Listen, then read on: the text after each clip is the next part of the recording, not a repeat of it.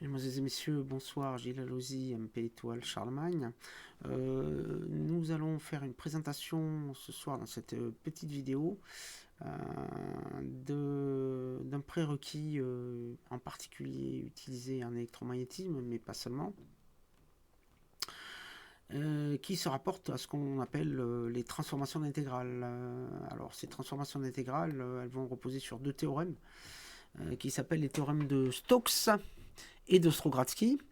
Ces théorèmes nous seront utiles pour l'ensemble du cours à venir, sachant qu'ils débouchent également sur la définition locale et intrinsèque, on va dire, des opérateurs différentiels qui jusqu'ici ont été introduits à la va-vite dans un ensemble dans un système de coordonnées cartésiennes dans une base orthonormée.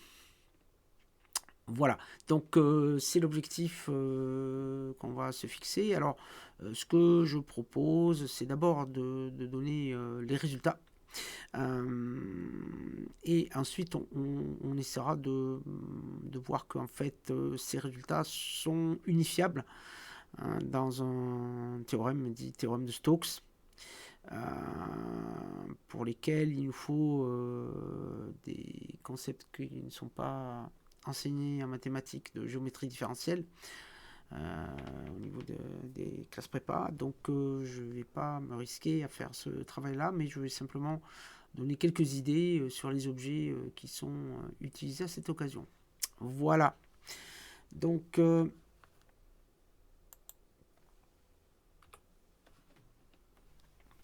bon, alors on va appeler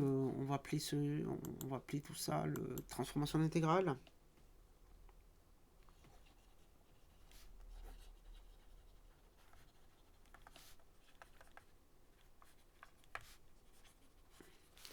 Et opérateur différentiel.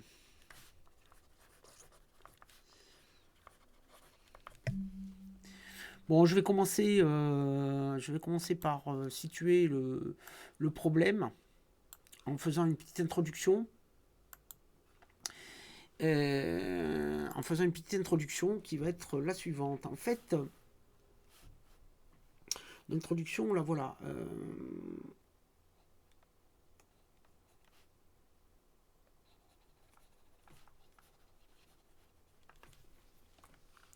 L'introduction, la voici. En fait, on va considérer un intervalle. Donc je peux peut-être disparaître des écrans radar ici. Voilà. On va s'intéresser à un intervalle.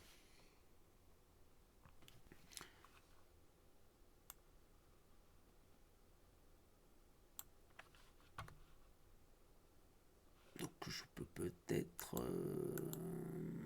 effacer, changer un petit peu de... Voilà. Donc déjà on prend un axe des X et donc un intervalle que je vais appeler AB. Voilà.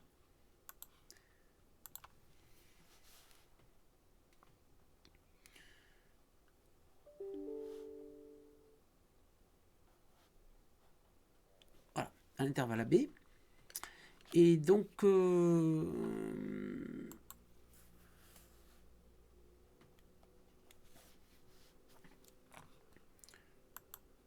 alors, bon, soit F appartenant à C1 de R par exemple,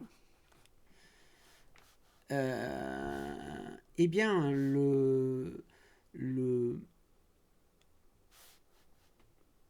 on a une formule on dispose d'une formule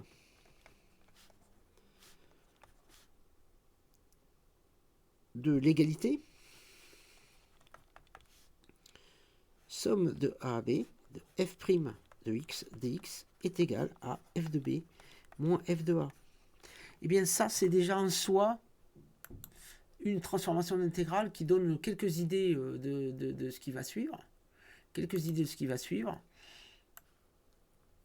Puisque cette intégrale-là, elle relie l'intégrale de la dérivée. Donc il y a une dérivée dans l'intégrale ci à f de b et f de a.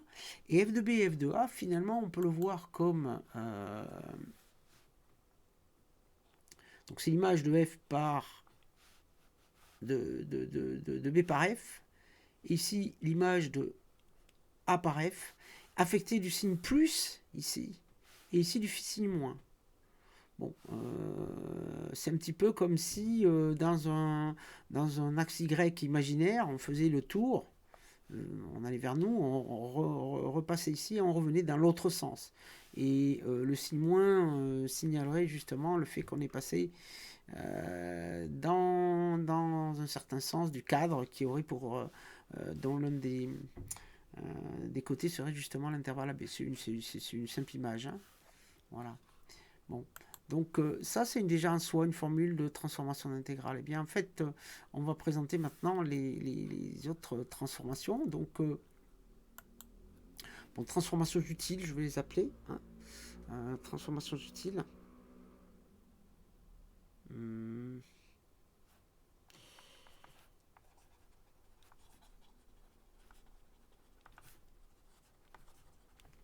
Transformations utiles, ben, la première, là aussi, qui va beaucoup ressembler à celle-là, elle va faire intervenir ce qu'on appelle la différentielle. Hop, pardon.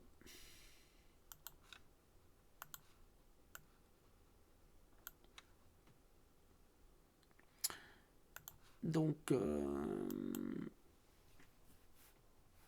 va l'appeler premièrement, hein, tout simplement.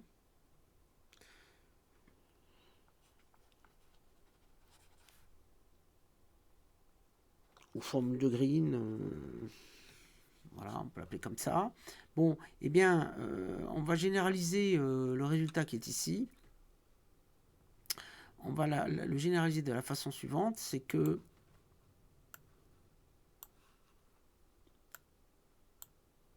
donc si maintenant on prend des fonctions, je sais pas moi, de soit f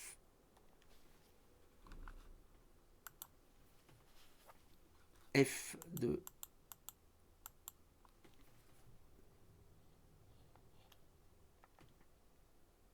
R3 vers R. Voilà. Alors, bon, en fait, on va l'appeler M donne f de m. En fait, c'est incorrect. Hein, c'est, R3 serait trois coordonnées qui représentent, qui sont associées à m. Donc là, on manque de rigueur. Hein, donc ici, on part en fait d'un espace, un espace de points. Ici, c'est l'espace des coordonnées associées à ce point et les différentes coordonnées. Donc là aussi, on n'est pas très rigoureux, mais on a déjà annoncé la couleur. Donc du coup, eh bien, si je prends un chemin dans l'espace, un chemin orienté de A vers B, voilà, et bien en fait on a un premier résultat qui est le suivant, c'est que, je vais écrire ici, somme de gradient de f dr, c'est comme ça qu'on l'écrit, voilà, de C à B, le long de la courbe orientée de A vers B, donc de gradient de f. Ça, c'est donc l'intégrale sur CAB de df. Voilà. Et donc, c'est f de B moins f de A. Encore une fois, ça n'est pas précis, mais enfin... Alors bon, l'application de ce résultat, on le connaît, ça fait effectivement penser... aux forces conservatives. Donc exemple, le champ de force M donne F donne, pardon,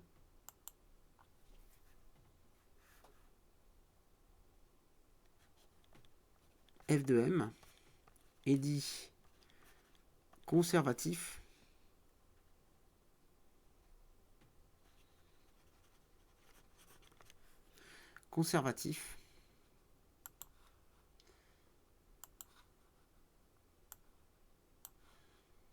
Alors, je vais vous donner la définition la plus exacte. Si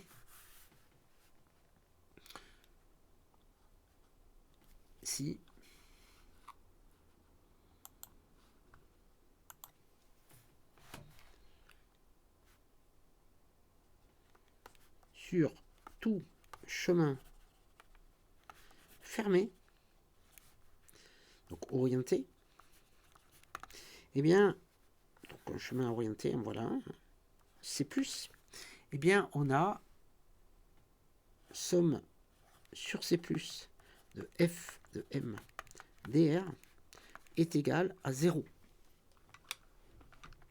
Donc ça, on va faire un petit dessin. Donc ça veut dire que si on a f de m qui est comme ça, oups,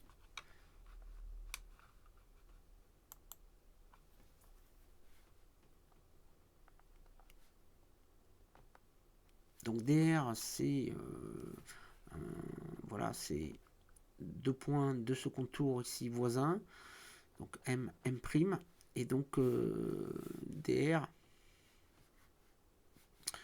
donc dr ça représente en fait m prime, et donc f de mdr c'est donc une forme différentielle d'ordre 1.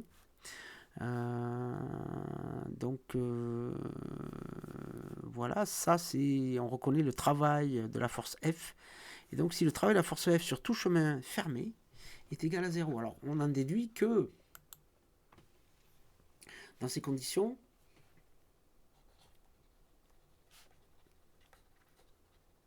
eh bien si je prends deux courbes partant du même point A, arrivant au même point B,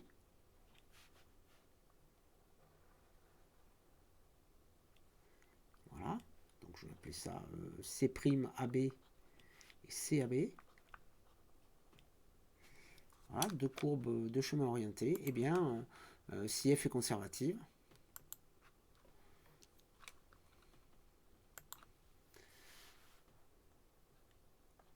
si M donne F de M est conservative, alors, eh bien, le somme de F de M dr sur CAB est égal à somme de F de M dr sur C'AB. Voilà, ne dépend pas du chemin suivi.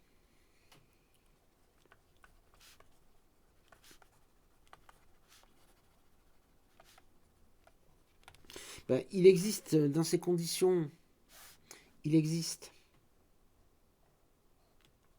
une fonction m donne EP de m telle que f de m égale moins gradient de EP de m, voilà,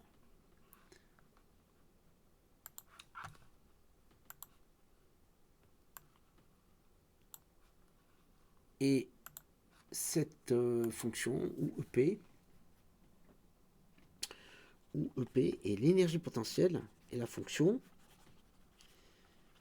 énergie potentielle associée à F. Voilà, donc on connaît bien cette application, hein, on connaît bien cette application, d'où au premier ordre,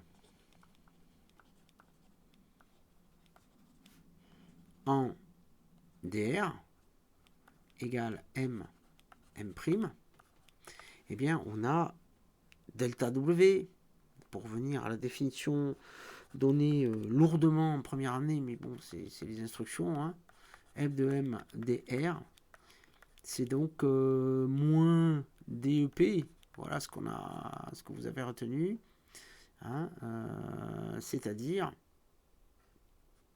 c'est ça c'est, je vais l'écrire, pardon.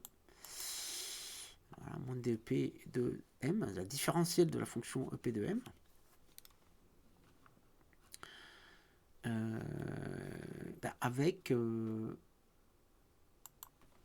Avec au premier ordre en dr égale mm',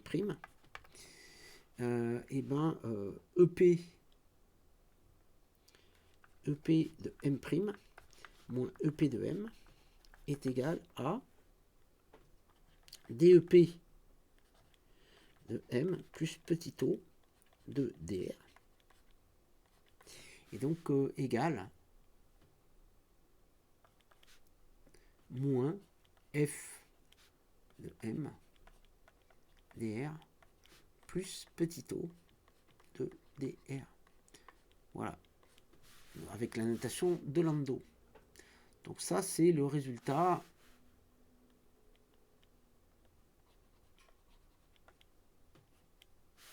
je dirais le résultat local. Hein, c'est l'application locale du théorème précédent. Voilà. Je recopie ici.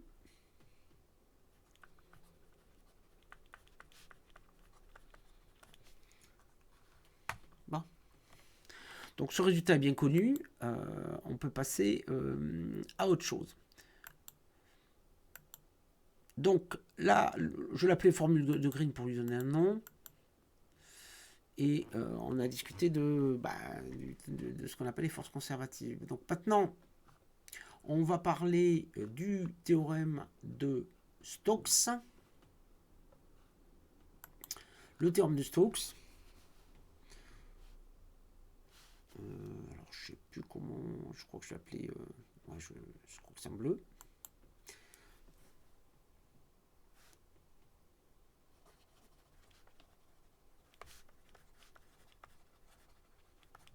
Alors, je vais d'abord donner le résultat. Hein, et puis ensuite, on verra si tout ça a un lien. Alors, le théorème de Stokes est donné par les conditions suivantes. Alors quand même, il y a des conditions à respecter. On va quand même les préciser. Alors soit de R3 vers R3, l'application donc ici M donne A de M.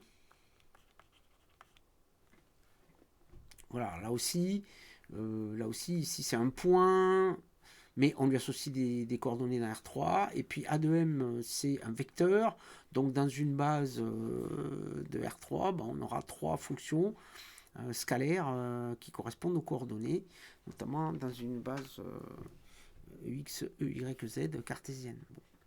Donc on appelle ça un champ de vecteurs.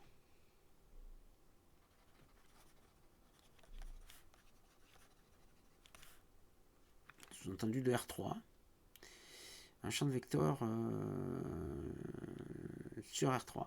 Donc du coup, encore une fois, c'est un point. Du coup, quelle est la signification d'un champ de vecteurs? C'est simplement ça. C'est-à-dire que c'est comme si on plaçait une étiquette, hein, un vecteur attaché au point M. Ça, c'est pour la définition. Bien. Et bien, là aussi, souvenez-vous de la structure du résultat qui est ici. Il nous guide pour la suite. On va s'intéresser à quelque chose qui va comprendre des dérivés du champ de vecteur à quelque chose qui concerne ces bords. Et alors, en fait, le bord en question, dont il est question, eh bien, ça va être soit une surface orientée, que je vais appeler S+. Alors, on dit en physique s'appuyant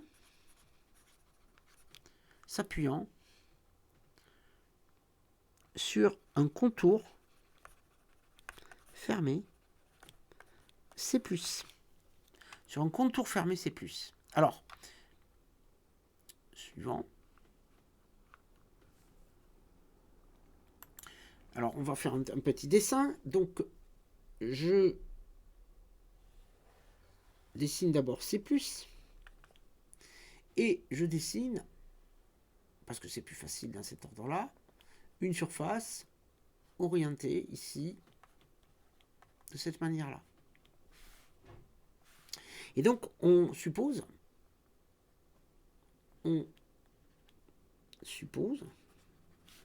que S+ est orienté positivement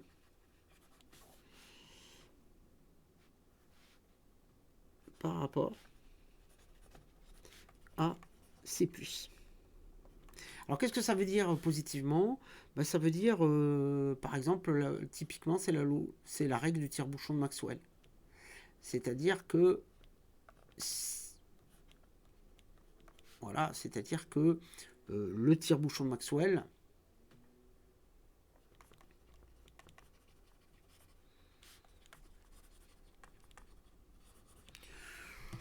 alors le tire-bouchon de Maxwell, ça veut dire que si on le fait tourner, donc c'est un tire-bouchon normal, on va dire, qui indique que quand on tourne, je reviens vers vous 10 petites secondes, c'est-à-dire que quand on tourne comme ça, on progresse vers le haut. Donc comme un vrai tire-bouchon, je la refais. Hop. Voilà. Donc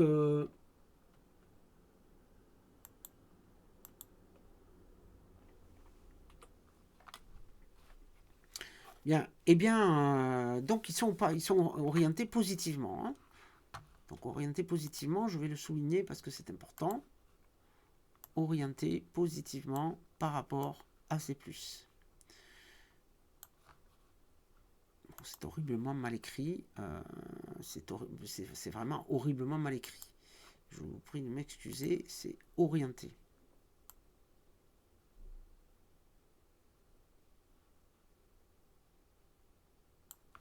Donc, je vais quand même faire un effort pour que ceci ait un minimum de sens. Alors, donc, hop. Orienté. Voilà, c'est mieux, hein. Bon, et ben, voici le théorème de Stokes. Le théorème de Stokes, on va l'écrire de la façon suivante. Donc, le théorème de Stokes.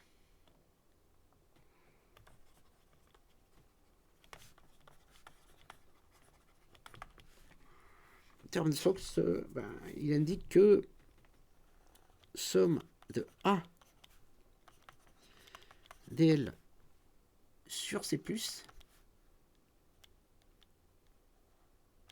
voilà, dl, je vais le représenter ici sur voilà, un petit élément dl, et voici, je sais pas moi, A, par exemple, à cet endroit-là,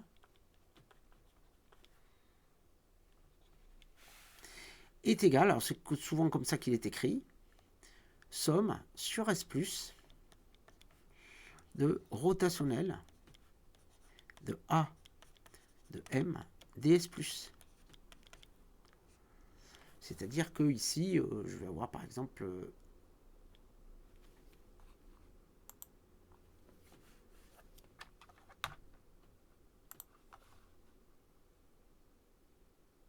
je vais l'écrire par exemple ici.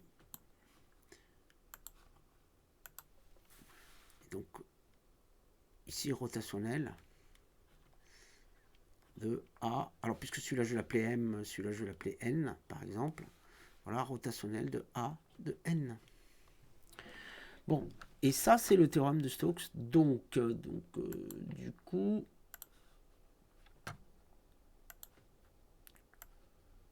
c'est donc le théorème de Stokes. Hop.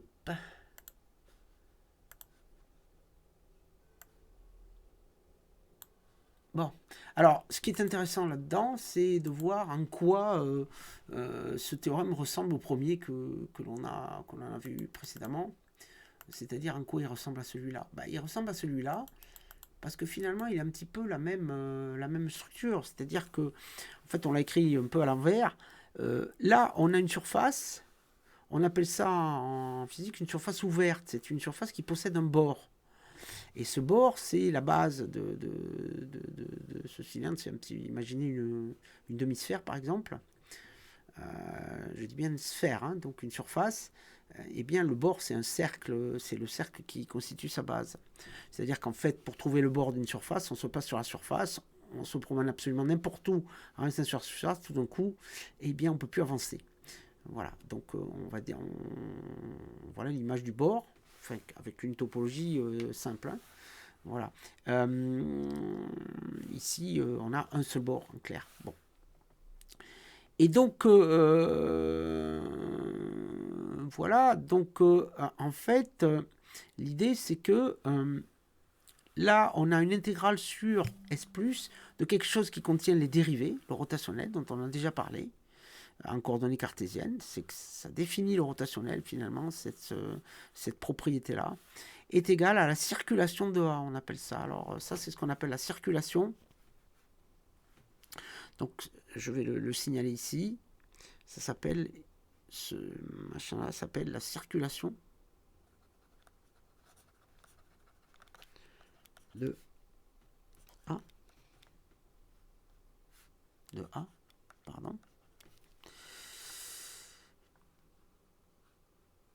Circulation de A.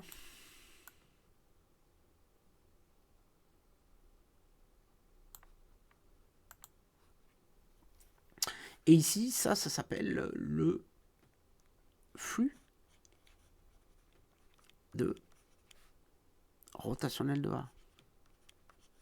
Autrement dit, ça c'est une intégrale de flux qui met en jeu le produit scalaire d'un champ de vecteurs ici,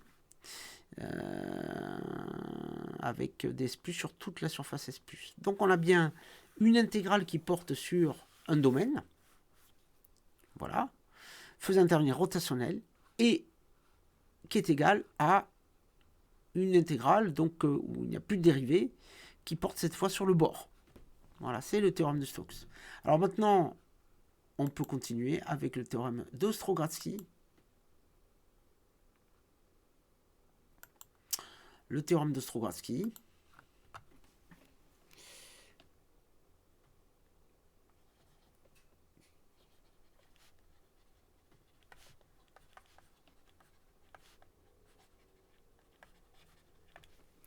Le théorème d'Ostrogradski.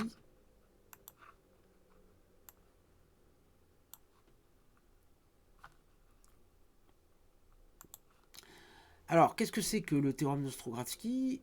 Au départ, c'est quelque chose d'assez différent. Hein. Là, vous voyez qu'on s'est intéressé à une surface à bord. Et ici, on va s'intéresser à une surface sans bord, donc une surface dite fermée. Une surface fermée. Alors, on va l'appeler soit sigma E, une surface fermée, c'est-à-dire sans bord,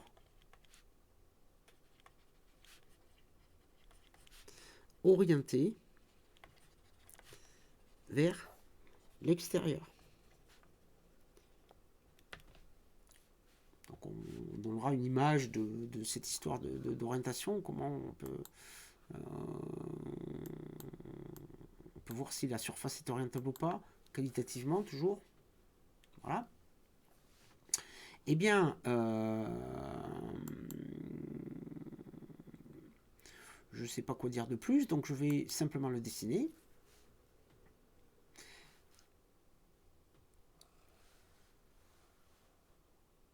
Hop.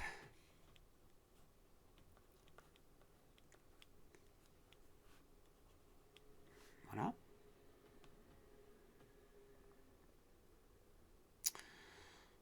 Et donc je considère un champ de vecteurs maintenant.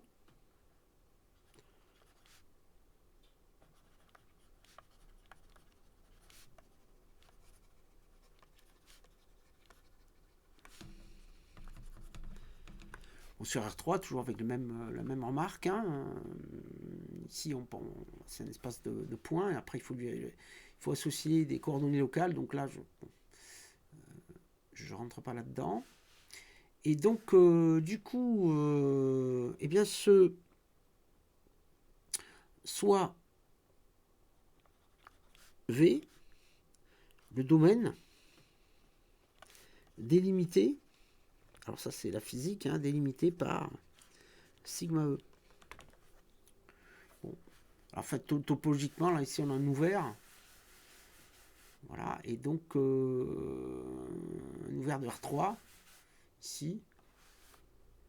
Bon, donc nous, on va l'appeler V, V comme volume. Hein. On confond un petit peu souvent le domaine et la mesure, une mesure sur ce domaine qui mesure justement le volume. Bon, peu importe. Et donc, du coup, on va écrire le théorème de Strogatsky. Voilà. Alors, théorème de Strogatsky. J'espère que je vais avoir la place.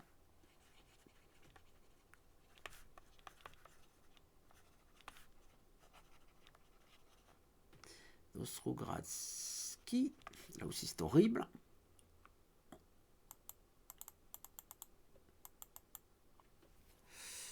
Strogatsky.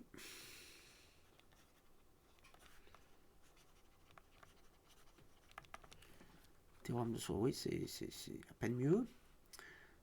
Voilà. Alors, le théorème de Strogatsky est le suivant. Et bien, donc, on va écrire ça comme ça. Boop.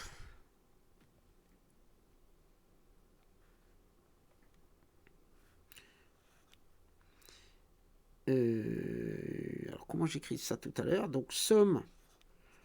C'est comme ça qu'il est souvent utilisé. Hein. C'est pour ça que je l'écris de cette manière-là. A de M DSE.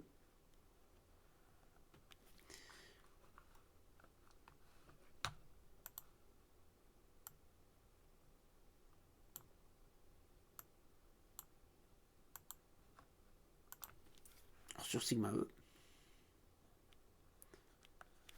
est égal à somme de divergence de A des taux sur le volume V. Alors, je ne sais pas, on va faire un petit peu la même chose que ce qu'on a fait avant. Donc ici, par exemple, je vais l'appeler donc A de M, mettons que ce soit ce vecteur-là.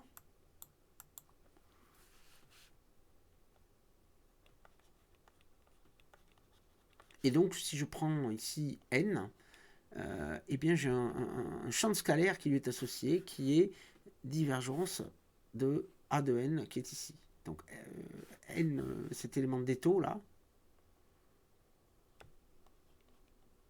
est pondéré, finalement, par divergence de A, calculé au point N, ici. Donc, A de N, si vous voulez. Voilà, ceci forme le théorème d'Ostrogradsky. Voilà. Suivant. Et donc, ces théorèmes sont à connaître. Alors, je vais faire quelques observations. Donc ça porte un nom, ça s'appelle le flux. C'est toujours une intégrale de flux, A scalaire DSE, mais c'est le flux à travers une surface fermée. Donc flux à travers sigma E fermé de A. Alors, et ça, c'est une intégrale de volume. Bon, donc intégrale de volume.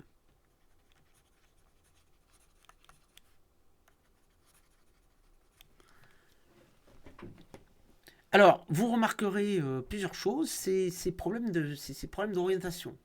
Alors, ces problèmes d'orientation, on peut les signaler ici. Vous voyez que là, j'ai une orientation qui est...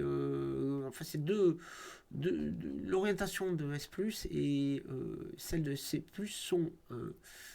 je dirais, sont accordées de manière à avoir ici cette égalité. Si par exemple, j'orientais la courbe selon le sens opposé à plus, tout en gardant l'orientation de la surface S+, à ce moment-là, j'aurai un signe moins qui apparaîtrait ici. Donc il s'agit bien de circulation sur un contour orienté. Donc on peut le rajouter d'ailleurs. sur C+, orienté. Et ici, circulation sur S+, orienté. Alors, orienté pas n'importe comment, mais positivement. Hein. Positivement par rapport à C+. Voilà. Donc, je crois qu'on a dit un petit peu l'essentiel sur ces théorèmes-là. Alors, voilà ce qu'il faut connaître. Alors, quelques remarques maintenant de notation. Alors, dans les ouvrages, notamment de prépa, vous trouverez deux intégrales. Ici, des intégrales doubles. Ici, une intégrale triple. Voilà. Et ici, une intégrale simple. Et puis là, une intégrale double. Voilà, parce que surface, parce que contour. Bon, voilà. Alors, écoutez, bon, moi, j'avoue que j'ai une admiration pour Lev Davidovich Landau, donc feu l'époque soviétique, qui a quand même produit des gens qui ont, enfin bon, qui étaient quand même impressionnants en raison de leur savoir immense et en plus du contexte dans lequel ils ont malgré tout pu s'exprimer. Voilà. Voilà pour cette référence. Donc c'est pour ça que, un peu par coquetterie, je l'avoue, je le note comme ça. Bon. Alors ensuite, il y a d'autres raisons. C'est-à-dire que par exemple, ici, si je prends une sphère et que ce produit scalaire revient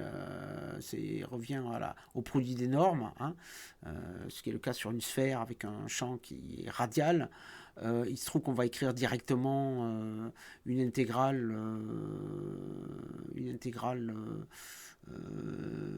disons A de R 4 pi R2, dans ce cas précis. Bon, donc pourquoi je mettrais deux intégrales alors que j'intègre directement, alors que si je mets θ, si maintenant je paramétrise la sphère par θ et phi, il faudrait effectivement mettre une intégrale double qui est associée aux angles θ et phi. Tout ça, c'est finalement assez compréhensible, donc inutile de s'énerver ou de se prendre la tête, comme on dit, pour ça. Voilà, donc maintenant on va faire une petite interprétation. Je dis bien petite parce qu'elle n'est pas très sérieuse au niveau mathématique, mais je vais vous montrer une espèce d'interprétation. Donc, je ne sais pas comment appeler ça, interprétation que je vais qualifier de qualitative. Interprétation qualitative. Alors, interprétation qualitative, on a vu déjà une interprétation dans le cas d'une dimension.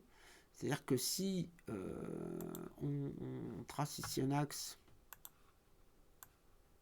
revenons toujours là-dessus, hein.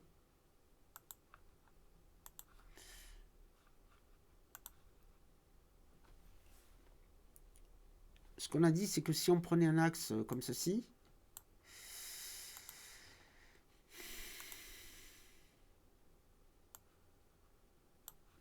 et qu'on prenait un segment comme cela, et là je vais prendre un petit segment, entre guillemets un petit segment,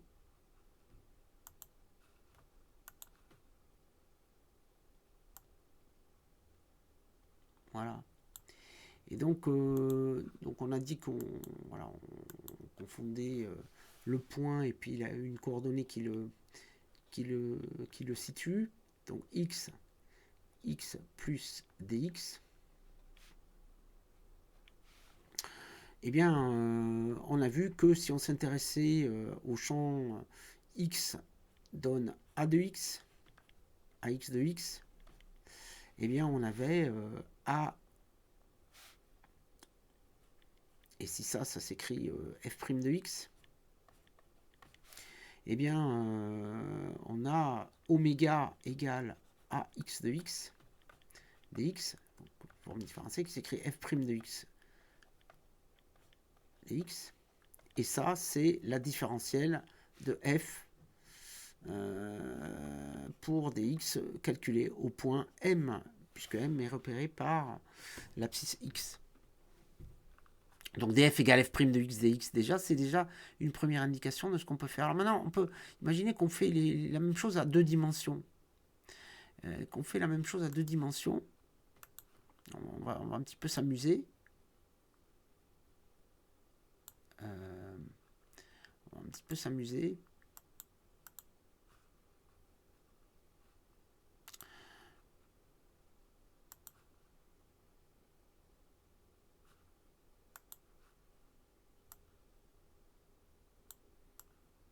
Voilà, amusons-nous. Donc si je m'amuse et que je prenne par exemple x et y, voilà, et je vais tracer un espèce de rectangle ici. Boop.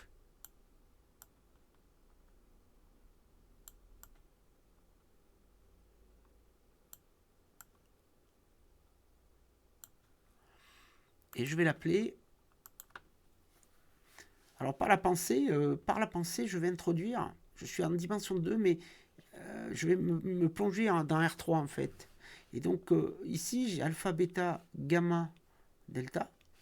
Et je vais orienter positivement le contour que j'ai ainsi formé. J'ai formé un contour. Et ce contour, je peux considérer qu'il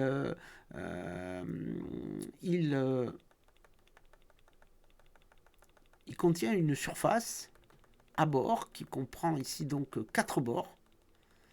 Voilà, qui sont matérialisés par cette courbe que je vais donc orienter comme ceci.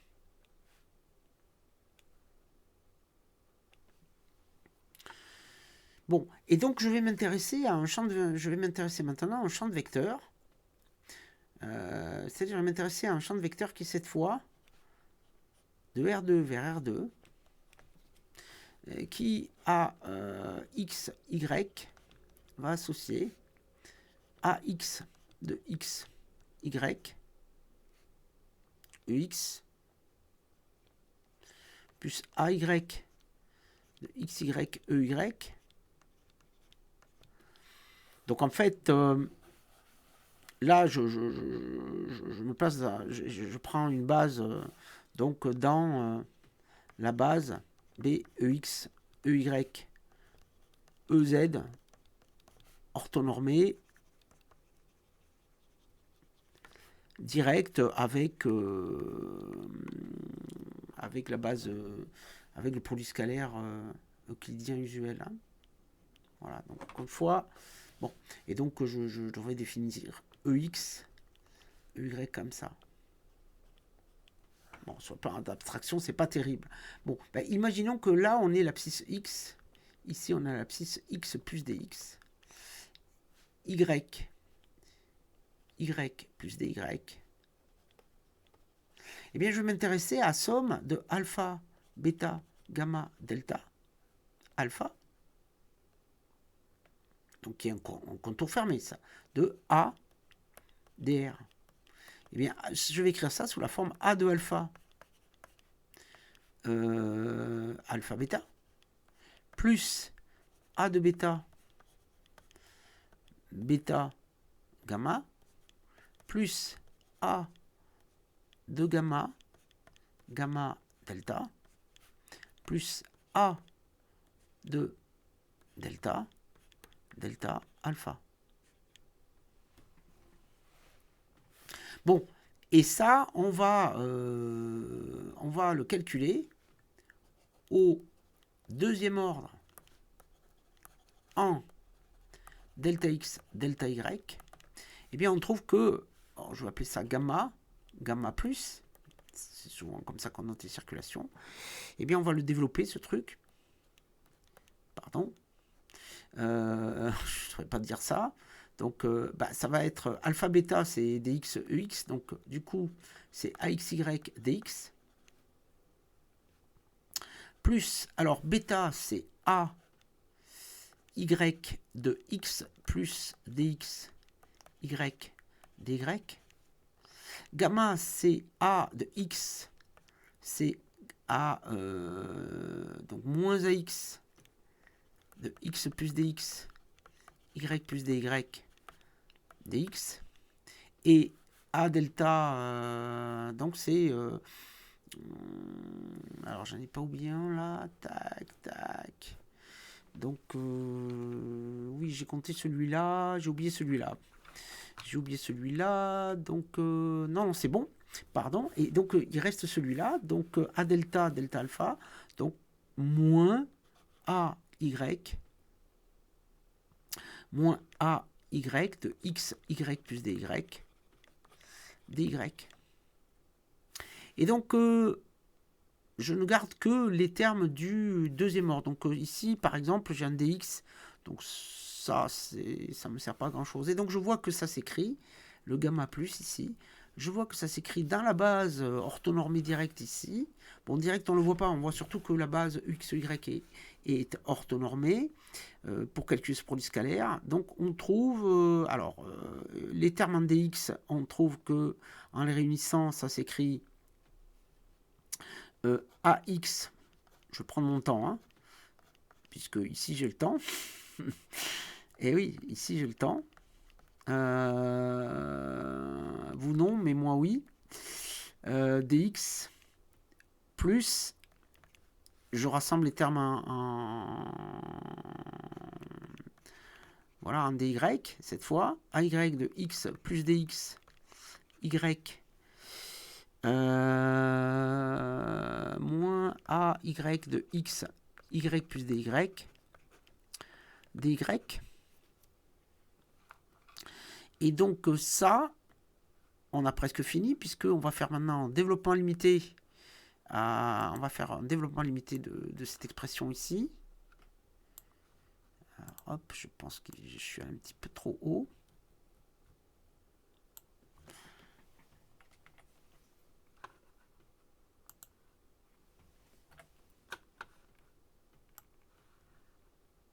Et donc ceci s'écrit gamma plus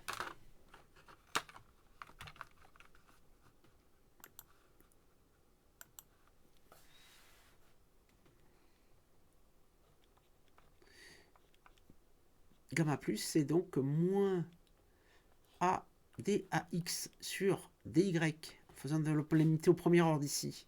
Donc on va dire DYDX plus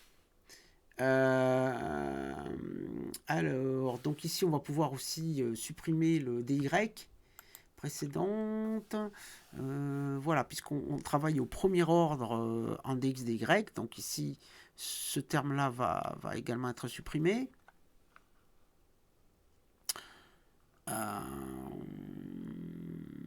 Voilà, il me semble, c'est ça.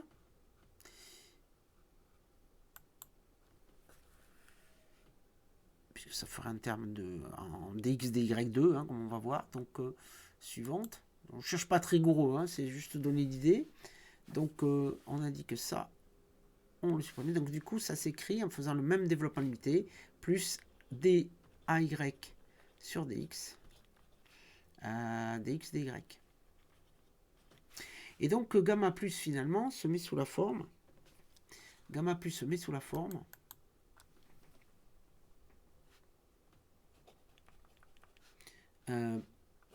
Moins DAX sur DY plus DY sur DX, DX, DY. Et là, on engendre, puisqu'on a déjà parlé du rotationnel en coordonnées cartésiennes, on a donné la définition sous cette forme-là, et on reconnaît rotationnel de A au point de coordonnées XY fois, je vais appeler delta SZ avec delta SZ, donc on peut construire comme ceci, delta x EX vectoriel delta y EY est égal à delta x delta y EZ. Bon, en fait, c'est du bidouillage, hein, ça. Mais on va pas s'intéresser à... je ne me suis pas intéressé ici à ce qu'on appelle des des formes différentielles, et puis des produits extérieurs. Bon, puisque en fait, ça, c'est comme ça qu'on introduirait un petit peu comme on introduit le produit vectoriel, en fait. D'ailleurs, on le voit. Donc ça, j'en parle pas. Mais vous voyez qu'on peut appeler ça un théorème de Stokes. On obtient le théorème de Stokes dans sa forme locale, en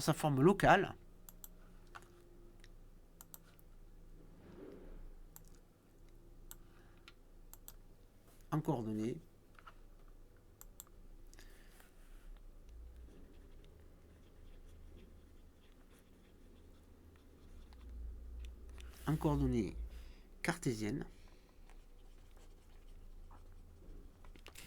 dans la base orthonormée pour delta S plus est égal à delta XEX vectoriel delta Y EY. Bon, alors ça donne donc rotationnel parce qu'on l'avait défini comme ça dans ce cadre-là. Mais en fait, ça permet de deviner comment on va faire. Ça permet de comprendre comment on va procéder pour obtenir d'autres systèmes de coordonnées. Pour obtenir d'autres systèmes de coordonnées, par exemple, si je voulais privilégier les coordonnées cylindriques, voilà. Donc, autre coordonnée. Alors, je ne vais pas faire l'inventaire de l'ensemble puisque ça, vous avez des formulaires pour ça. Mais si je veux faire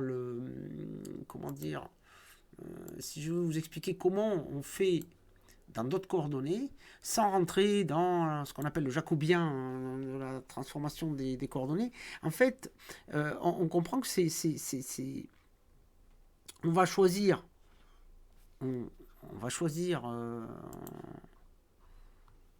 on va tout simplement choisir la géométrie adaptée à la base de ces coordonnées. Donc les coordonnées, par exemple, je vais vous donner un seul exemple. On va calculer rotationnel de A scalaire Z en coordonnées cylindriques. Comment on fait? Pour savoir que... Donc je vais appeler, alors normalement c'est ρ et phi, hein, dans la base euro de phi, E phi de phi, EZ. Voilà, cette base, on l'appelle la base des coordonnées cylindriques. Alors, pour comprendre ça, eh bien, qu'est-ce qu'on veut? On va prendre donc ds plus. Ça va donc être, alors, d rho euro vectoriel, rho, d phi, E phi. Alors, qu'est-ce que c'est que ça? Ça, c'est on peut appeler ça d r rho vectoriel d r phi. C'est-à-dire le déplacement, alors on appelle souvent ça en physique le déplacement élémentaire, en fixant toutes les autres coordonnées sauf ρ. Et donc au premier ordre, c'est ça. Et au premier ordre ici, là, je fais varier que phi. Hein, donc je peux le signaler. Donc, en faisant d'abord un petit dessin. Donc, un petit dessin tout d'abord. Voilà. Pardon. Alors ça, c'est pas exigible, hein, c'est juste que moi, je trouve ça très intéressant parce qu'on comprend tout de suite au moins ce que ça n'est pas, hein, puisque les formulaires vous donneront ce que c'est. Mais, bon, si les coordonnées cylindriques, donc avec les notations adoptées, donc je prends comme référence les coordonnées cartésiennes dans une base orthonormée, Z, EX et EY. Voilà. Et donc, si je prends un point M de coordonnées cylindriques, on sait comment ça marche. On va le construire ici tranquillement. Donc, par exemple, ici,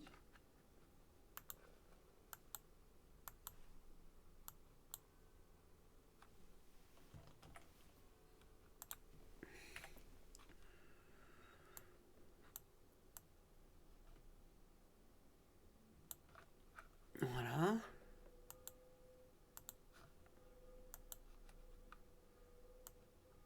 Bon, alors il suffit maintenant de préciser ce que c'est que ρ.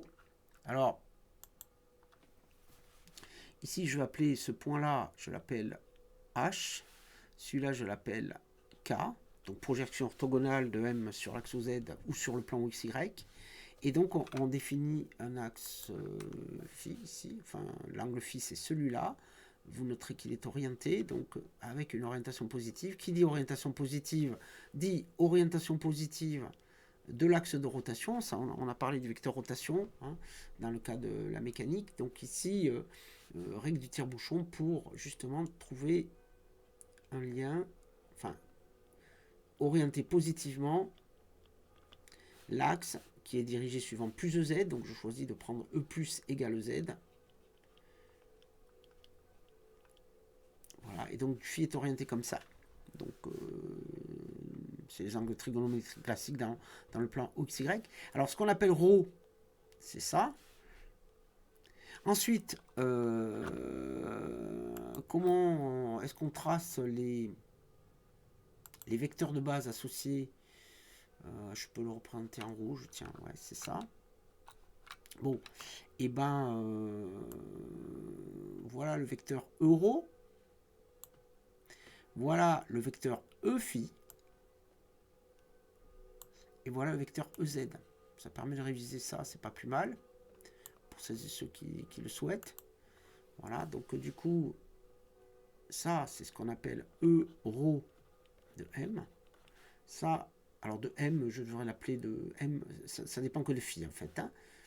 E phi de phi, et ici EZ. Voilà.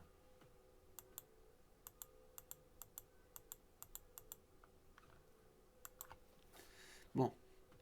Alors je vous ai dit que ça, c'était facile à voir. Cette base, en fait, elle est construite à partir des coordonnées, la définition des coordonnées elles-mêmes. Donc déjà, je rappelle que, alors Z, c'est du coup cette côte-là. Hein. Donc je rappelle qu'on peut voir ça comme des intersections M, et vu comme intersection de surface. Donc ρ égale constante, c'est un cylindre d'axe OZ de rayon ρ. Phi égale constante, c'est le demi-plan, puisque phi appartient à 0,2 pi. Donc ça, je vais signaler justement les bornes, puisque j'y suis. Bon, ça fait une petite révision. Hein. Donc je rappelle que ces coordonnées possèdent OZ comme singularité. Et donc on prend 0 phi de pi. J'aurais dû commencer par lui. 0 ρ à plus infini, il peut aller jusqu'à plus infini. Et puis, il me reste Z. Donc Z appartenant à R. Voilà, donc ρ appartient à R plus étoile. Donc,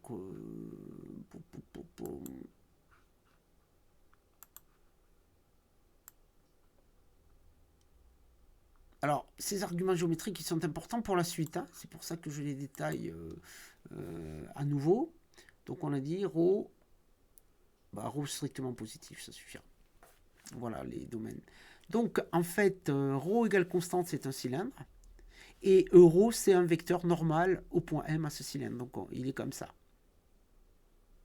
Et donc, si ρ varie tout seul, on se déplace le long de ce vecteur-là. Et donc, on se déplace de ρ euro. Maintenant, si on s'intéresse à ce que j'ai appelé dr phi, ça correspond à se déplacer en faisant varier phi tout seul. Et quand on fait varier phi tout seul, on se déplace sur le cercle de rayon ρ. Et enfin, si on fait varier z toute seule, puisque les coordonnées sont ρ phi z, eh bien on passe d'un plan à un autre, donc on se déplace verticalement suivant le vecteur z. Bon, alors maintenant revenons à notre contour ici. On va faire donc une vue dans le premier cadran ici, dans ce cadran XY. Donc dans ce cadran XY que je dessine ici, on va essayer de faire un grand schéma, qu'on voit quelque chose. En fait, on va essayer de trouver, d'appliquer un théorème de Stokes local à une surface qui est, je dirais, choisie pour que les contours fassent intervenir les vecteurs euro, phi, qui sont naturellement, entre guillemets, ou en tout cas simplement obtenus à partir des coordonnées elles-mêmes, à partir des surfaces qui caractérisent ces diverses coordonnées. Bon, donc le mieux c'est de le dessiner. Alors en fait, qu'est-ce que je vais prendre comme surface? Je ne vais pas prendre un rectangle, parce que les produits scalaires le long de ce contour ne seront pas simples. Qu'est-ce que ça veut dire que les produits scalaires sont simples? Ça veut dire qu'il faut intervenir à ρ et à phi. Donc on s'intéresse au champ de vecteurs A de M, donc du coup ce qui va s'écrire à ρ de ρ phi z euro de phi, plus à phi de ρ phi z e phi de phi, plus az de ρ phi z ez, pour être tout à fait complet sur la notation. Donc ce que je voudrais, moi, c'est que le théorème de Stokes fasse intervenir très simplement la composante à ρ par un produit scalaire qui lui est collinéaire, donc que à ρ, euro soit engendré ici par un produit scalaire simple. Et pour ça, il suffit de se déplacer suivant un euro. Ici, pour faire apparaître à phi, il faut se déplacer suivant un phi. Donc en fait, ce que je vais faire, c'est je vais prendre deux portions de cercle ici, voilà, et donc je vais faire un contour qui va ressembler à ça.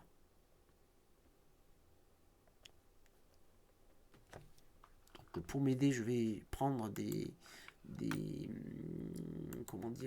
droites qui vont m'aider à faire la construction. Tac. Alors, je sais pas, je peux dessiner un jaune par exemple. Voilà. Une autre jaune. Et ça suffira, je dirais, pour comprendre tout ce qui suit en fait. Et donc maintenant je dessine les fameux contours dont il est question. Alors, bon, donc le alpha, ça par contre, c'est pas bon. Donc, le fameux alpha bêta, je vais le prendre comme ça. Maintenant, décidément, pardon, sinon on voit rien avec le jaune, là par contre. Alors, alpha, bêta. Alors, je vais refaire un autre cercle, cette fois de rayon ρ plus des ρ, gamma, delta. Et donc, je vais me promener comme ceci, puis comme ceci, puis comme ceci, puis comme ceci. Voilà, ce qui fait que ça, par exemple, je vois que les ρ de alpha, par exemple, donc je vais le dessiner, donc ρ de alpha, c'est ça. Je vais le dessiner peut-être avec ça. Donc voilà, ρ de alpha. Ça, par exemple, c'est... alors, on a dit que ça, ce serait... alors, il s'agit de savoir comment on définit...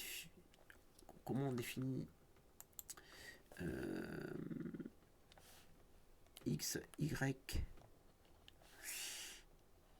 O, Z. Donc, comment on définit phi. Alors, ça, c'est donc phi. Ça, c'est des phi. Ça, c'est ρ. Et ça, c'est des ρ. Des ρ que je retrouve ici.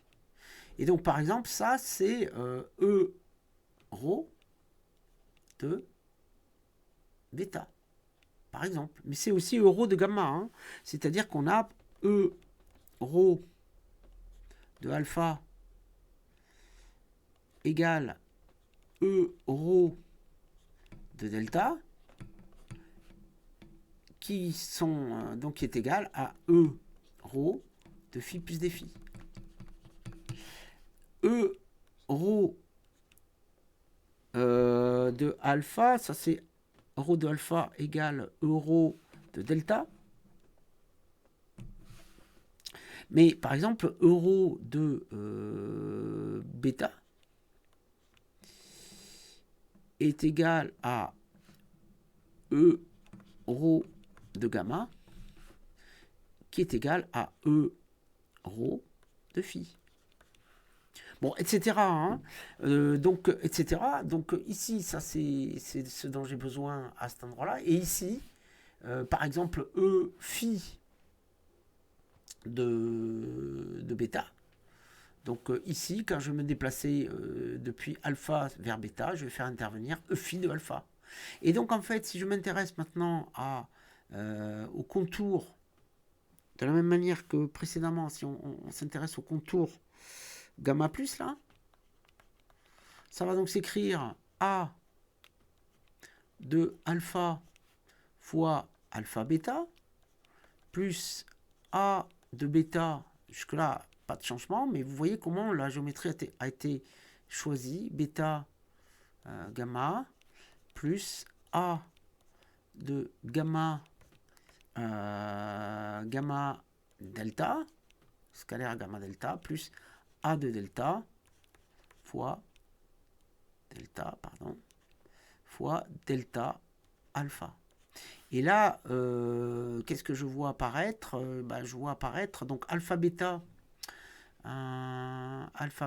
par exemple, eh bien ça va donc être égal à alors A, il va être orthoradial ici, c'est la composante orthoradiale qui va être projetée ici, donc on va l'écrire par exemple A rho de rho phi plus des phi, voilà, multiplié par alpha bêta qui va être rho des phi. Ok, alors c'est une faute, c'est pas A rho ici, c'est A phi. Et attention, il y a un problème puisque les composantes phi, euro de bêta sont comme ça, mais E phi de bêta, par exemple, E phi de bêta est dirigé dans l'autre sens. Donc on va corriger. Alors ça paraît compliqué, mais bon, de toute façon, ce résultat sera donné. J'ai annoncé la couleur, là aussi, c'est que E phi de bêta, ça va être comme ça. Donc moi, je vais simplement dire que c'est A phi.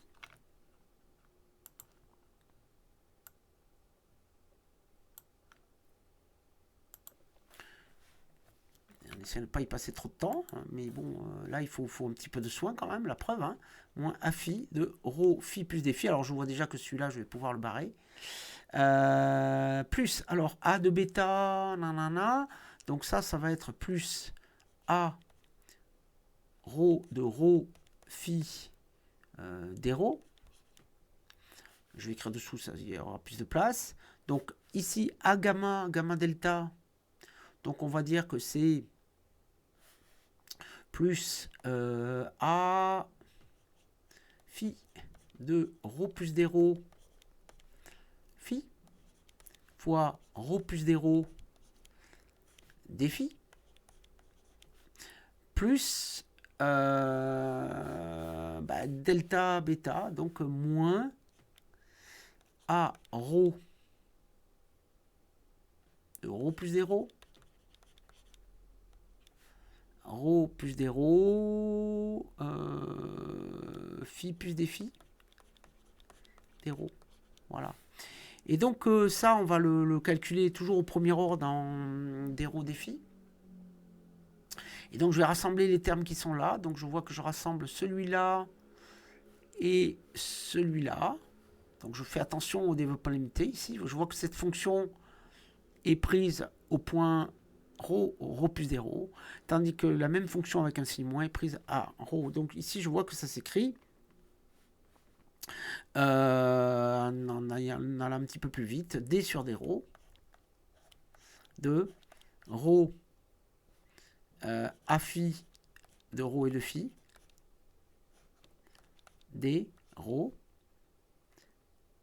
défi.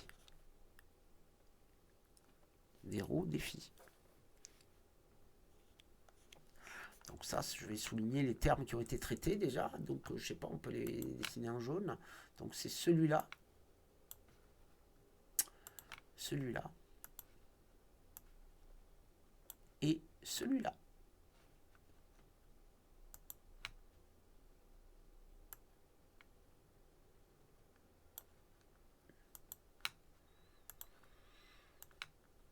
Bon. Alors on va faire la même chose pour l'autre. Ici, ce terme-là. Donc les termes qui me manquent. Hein.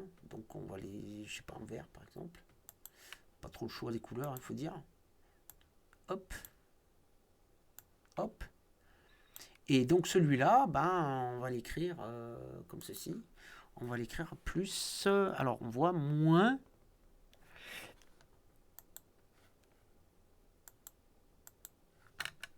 Moins. Alors ici, je vois que c'est moins. Alors ici, pareil, je peux le simplifier ce terme-là parce que ça fera un déro 2. Et donc je vois que cette fonction-là est prise en phi plus défi. Donc c'est moins d arrow sur défi fois défi déro. Voilà. Bon, et donc ça, par ailleurs, on a vu que ds plus était déro rho défi. Et donc du coup, ça s'écrit 1 sur rho, d sur déro de rho à phi. Donc avec des notations un petit peu plus condensées cette fois. Moins 1 sur rho, d à rho sur défi fois des rho défi. Et donc par identification, je vois que du coup, rotationnel de, je vois que rotationnel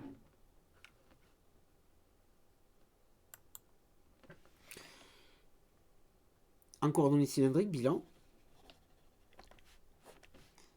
Coordonnées cylindriques en coordonnées cylindriques.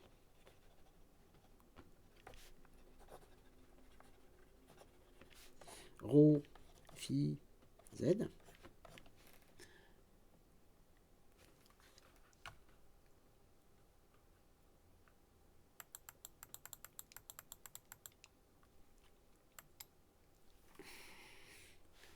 Cylindrique, je reprends la main là.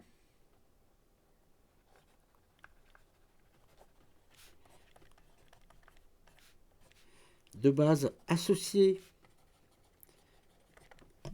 On a vu comment B, C égale euro de phi, E phi de phi, EZ. Eh bien, on a rotationnel de A, scalaire EZ, qui est égal à 1 sur rho, D sur des rho, de rho à phi, moins 1 sur rho, D à phi, sur des rho. Voilà. Et on peut vérifier dans un formulaire le résultat ici. Bon, c'est pas un résultat très important en soi, c'est juste que moi je vais en tirer, juste une conclusion géométrique. C'est que vous voyez que en fait, d'abord, il y aurait quelque chose quand même à faire, c'est vérifier l'homogénéité. Alors l'homogénéité ici, elle est correcte, mais ici, j'ai un petit souci. C'est que l'expression n'est pas homogène. Alors on revient avant, qu'est-ce qui s'est passé Qu'est-ce qui s'est passé ici Ah oui, c'est ça, excusez-moi. C'est des arrows sur des phi. Arrows sur des phi, si j'ose dire. Bon, donc, ouais, c'est pas drôle. Alors, donc, du coup, des arrows sur des phi. Et donc, je recorrige ça. Je peux m'excuser. Je commence à fatiguer un petit peu. Hop. Des A. Des A.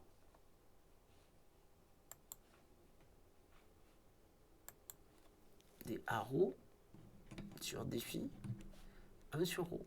Et ça, cette fois, c'est homogène. Voilà. Alors, moi, ce que je retiens surtout de ce petit exercice, c'est que, au fond, on a fait la même chose qu'ici. Mais ici, je dirais que les coordonnées x, y et la base associée déterminaient la forme du contour. Hein. La base associée, c'est x, y. Donc, mon intérêt pour retrouver le résultat qui m'intéresse, disons, c'est d'avoir des produits scalaires ici qu'il faut intervenir à la fois dx et dy, et pour ça il faut que les dr soient dirigés soit suivant x, suivant ey. Et ici c'est pareil. Ici c'est pareil, on choisit le contour, toc, toc, toc, qui fait intervenir arrow et phi, mais en faisant intervenir les vecteurs de base euro, phi qui, difficulté inhérente aux coordonnées cylindriques, sont des fonctions de phi. Donc il faut les vecteurs sont pas forcément les mêmes. En particulier sur ce trajet-là, euro et phi sont différents de ce trajet-là. Mais ensuite, la démonstration est exactement la même. Donc voilà ce qui explique un petit peu la manière dont on utilise le théorème de Stokes local. Et on peut dire les choses d'une autre façon, c'est que une conséquence, c'est que, au fond, on peut, définition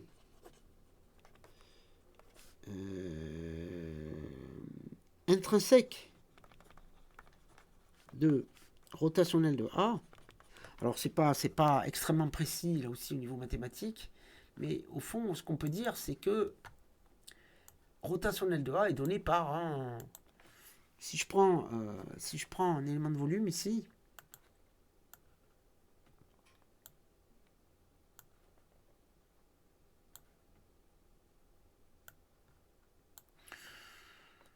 voilà, je vais donner une définition un peu formelle, hein, c'est-à-dire que si je prends un élément de volume, voilà, M, ben, cet élément de volume, alors il faudrait l'écrire D2S, parce que s'il est petit, vous voyez, ça serait des coordonnées locales pour se promener sur l'élément de volume. L'élément de volume, aussi petit soit-il, les éléments de surface sur cet élément de volume, eux, ils varient beaucoup en direction, hein, d'accord, sur le bord de cet élément de volume. Mais en fait, on peut dire que au fond, rotationnel de A,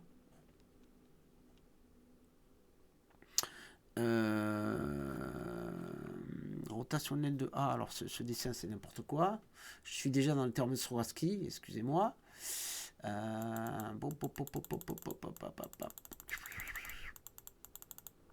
Non, ça quand même pas. Ça peut-être. Non. C'est justement ça que je vais enlever. Oui, donc je prends un petit élément. Je prends un petit contour orienté. C'est plus et un petit élément DSE. Voilà, je disais D2SE. Eh bien, au premier ordre, en DSE, au premier ordre DSE, et ben, rotationnel de A DSE est égal à somme de A dl sur C plus. Alors DSE, DS plus. Pardon. DS plus. Bon, il est temps de faire une pause parce que là je commence à dire un peu n'importe quoi. Voilà. DS plus. Voilà un petit peu ce que je voulais dire pour celles et ceux qui veulent comprendre un petit peu en profondeur. Encore un problème géométrique finalement. Hein. Encore un problème géométrique. Bien. Bon, on peut aussi, en mathématiques, vous entendez parler du jacobien, on pourrait relier ces problèmes à ça, puisqu'en fait on fait un changement de variable, cartésien cylindrique, donc on est confronté à ça, à ces problèmes de changement de coordonnées ensuite sur les Et sur le champ de vecteur, il faut changer de composantes et de base surtout. On change de base. Bon, bref, alors donc du coup, voilà ce qu'on a dit sur le théorème de Stokes. Et en fait, ce qu'on a fait ici, maintenant, on va le faire à 3 dimensions. Donc on va s'amuser à nouveau on va s'amuser pour interpréter le terme de Stravinsky. On devine ce qu'on fait, c'est-à-dire qu'on va prendre maintenant une surface, donc on était dans R2, une surface à 4 bords. Maintenant on va se passer dans R3, on va prendre un ouvert limité par 6 faces, c'est-à-dire un parallélépipède. Voilà, alors est-ce que je peux... Oui, bah, je vais tracer rapidement les... Je vais tracer rapidement les axes. Bon.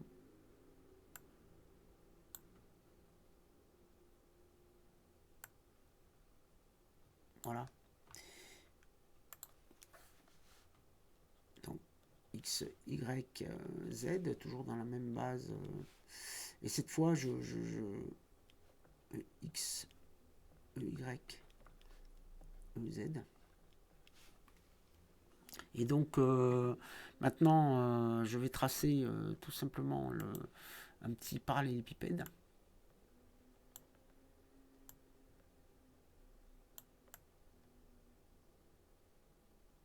Voilà. Je vais essayer de tracer rapidement.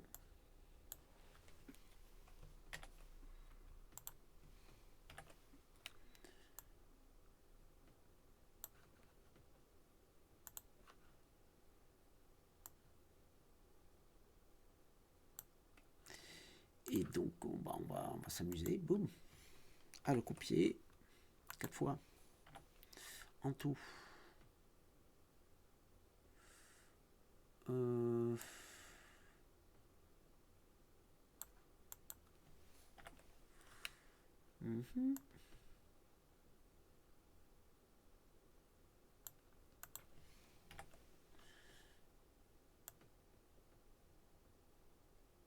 Bon, et donc pareil, donc là ici on a un domaine de R3 là, qui est constitué par un parallélépipède rectangle. Donc ici delta X, delta Z, delta Y. Donc je vous passe les détails, mais si je veux transposer la démarche précédente ici, si on veut transposer la démarche précédente ici, donc on va s'intéresser non pas à la circulation, mais à l'intégrale sur les 6 faces ici, sur les 6 faces du cube. C'est-à-dire qu'on va s'intéresser à phi, on l'appelle souvent phi, hein, en physique, phi. Donc, ouais, phi.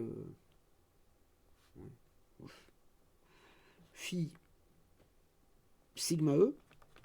Et donc, phi sigma E, ça serait, alors, je sais pas si on pourrait prendre par exemple les milieux. Donc, ça va faire 6 faces, donc 6 points.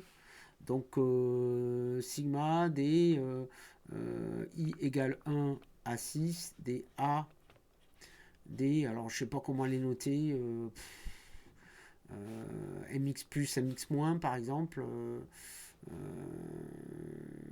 Bon, je sais pas, enfin mi, DSI. Voilà. Et donc, bon, on va essayer d'aller un petit peu plus vite. Donc, par exemple, ici, si j'ai... donc, je vais représenter un petit vecteur ici. Voilà, donc ça représente. Et puis ici, je vais représenter le vecteur correspondant à ce que je vais appeler des...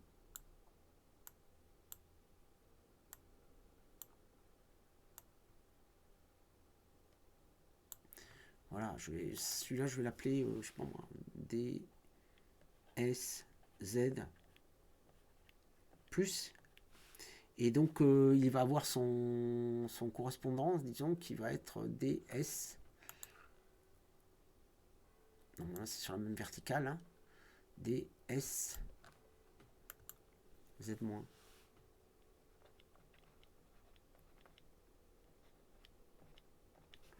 horrible, ça fait rien. On va le modifier et le mettre ailleurs. Donc des SZ-.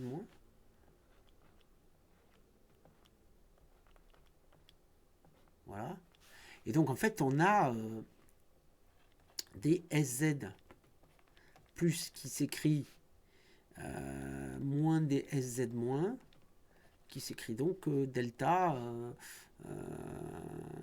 donc delta x EX vectoriel delta y EY, c'est-à-dire dx dy EZ. Voilà. Et donc on en a 2 sur 3 qui, bon, à une orientation près qui sont les mêmes. Et donc ceci au troisième ordre, pardon, au premier ordre en dx, dy, dz. Et bien phi de xy, phi de sigma e va donc s'écrire, donc orienté vers l'extérieur, hein, comme on a dit, va s'écrire, je sais pas moi, je vais commencer par le terme en Z par exemple, et puis ensuite c'est par permutation circulaire, donc ça va être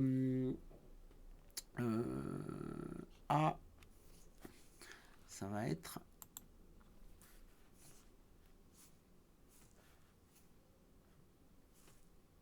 AZ de x, y, alors le tout de savoir ce que j'appelle xy, on peut prendre le point central ici, xy, donc je vais dire z plus dz sur 2, dx, dy, moins az de x, y, z moins dz sur 2, dy, dx, dy,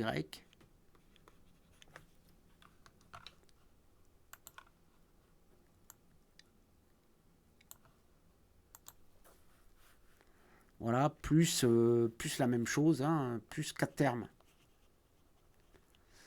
Donc, parmi ces 4 termes, 2 sont... Enfin, les deux, on peut en faire...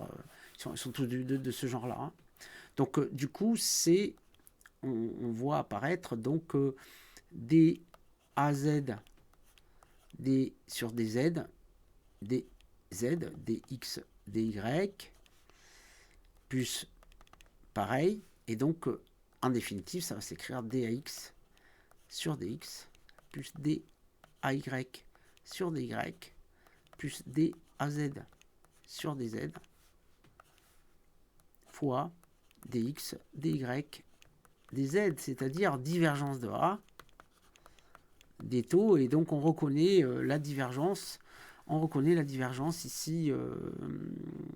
Et donc, on a bien notre mini théorème d'Ostrogradsky, pardon. Donc ici on a trouvé le résultat. Donc ceci est une application du théorème d'Ostrogradsky local, là, finalement. Bon, et inutile de vous dire qu'on peut faire la même chose pour obtenir d'autres coordonnées. On peut faire clairement le... Pardon. On peut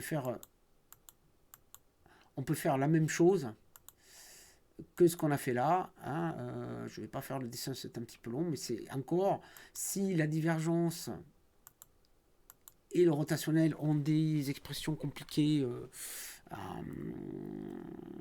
en apparence en tout cas, dans des coordonnées non cartésiennes dans une base orthonormée, c'est parce que on applique les théorèmes de Stokes et de Ostrogradsky à des géométries, ouvrez les guillemets, adaptées. Voilà un petit peu ce qu'on peut dire. Alors c'est effectivement pour terminer, on peut parler du théorème de Stokes généralisé, parce que la formulation même fait un petit peu fantasmer, hein, disons. Théorème de Stokes généralisé. Théorème de Stokes généralisé. Eh bien, si oméga est une forme différentielle,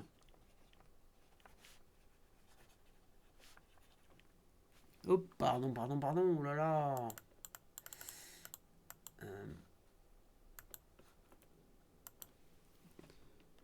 Soit oméga, une forme différentielle,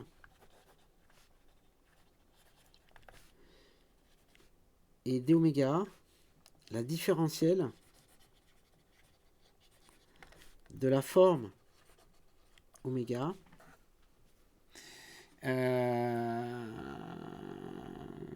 voilà. Eh bien,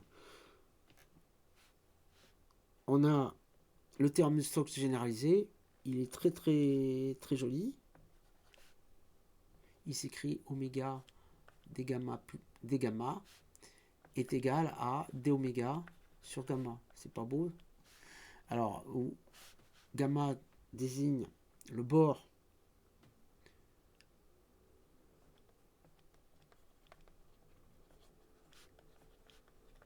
le domaine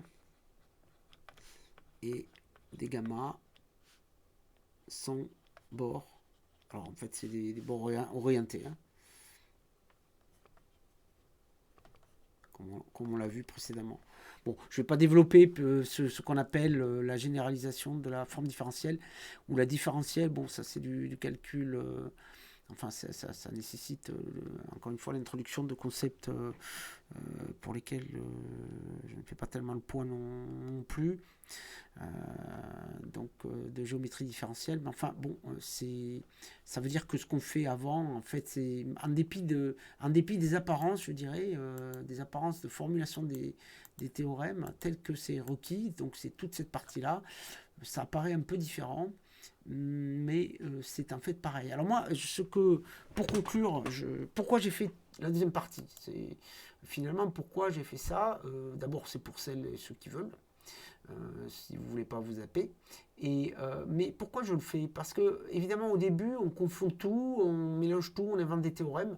Alors que si on a compris, je dirais le tout début, hein, c'est-à-dire quelle est la philosophie, le sens finalement de ce résultat, c'est-à-dire qu'au fond l'intégrale sur de la dérivée fait intervenir la valeur de la fonction sur les bords, des bords orientés, on voit bien ceci moins là, bon, les problèmes d'orientation vont intervenir, c'est pas f de b plus f de a, c'est f de b moins f de a, ou c'est pas moins f de b plus f de a non plus, bon, parce on décrit des intervalles comme ça, bon, donc là vous allez me dire que c'est trivial, le résultat est trivial par définition de la dérivée, mais bon, en attendant ça donne toutes les idées, et donc on peut pas se tromper ensuite, me semble-t-il. Quand on manipule par exemple le théorème de Stokes, bon, une intégrale sur le domaine ici de plus grande dimension, c'est la surface orientée S+, là, elle fait intervenir comme par hasard une intégrale d'un opérateur qui fait intervenir des dérivés et qui est donc relié à la valeur de A sur le bord, plus exactement ici la circulation. Donc on voit bien que cette structure est commune, hein. Là, ici, pareil, l'intégrale sur le domaine le plus grand, c'est-à-dire l'ouvert, qu'on appelle en physique le volume de la divergence, fait intervenir l'intégrale de A sur le bord orienté. Bon, les problèmes d'orientation sont essentiels, et donc il y a des aspects géométriques là-dedans, hein. Voilà moi ce que j'en retiens pour mon propre compte. Donc après, à vous de voir. De toute façon, on vous donnera un formulaire pour manipuler ces expressions dans d'autres systèmes de coordonnées. Voilà, donc écoute, je pense qu'on peut conclure, cette séance ici. Donc, ce qu'il faut retenir, c'est donc la première partie de l'exposé, les résultats, hein, l'utilisation du théorème de Stokes-Ostrovatsky, et puis l'intégrale du différentiel aussi, qui ne dépend pas du chemin suivi. Ça, vous en avez presque l'habitude maintenant. Et ensuite, pour la compréhension de ces opérateurs, si vous avez le temps, à bien comprendre qu'il y a des aspects géométriques, et une fois qu'on les a compris, on n'a pas besoin de démontrer quoi que ce soit dans d'autres systèmes de coordonnées, mais on comprend, un, que c'est pas la même chose qu'en coordonnées cartésiennes, et deux, on comprend pourquoi, et je dirais même, on pourrait à l'extrême rigueur, savoir le démontrer. Voilà, bon, j'étais un petit peu long, mais c'est pas si simple, et puis j'entends un petit peu gagner du temps en cours en ne refaisant pas tout ça. Mesdemoiselles et messieurs, je vous souhaite une bonne soirée. Et je vous dis, si Dieu le veut, oh là là, si c'est possible en tout cas, je vous dis à bientôt. Voilà.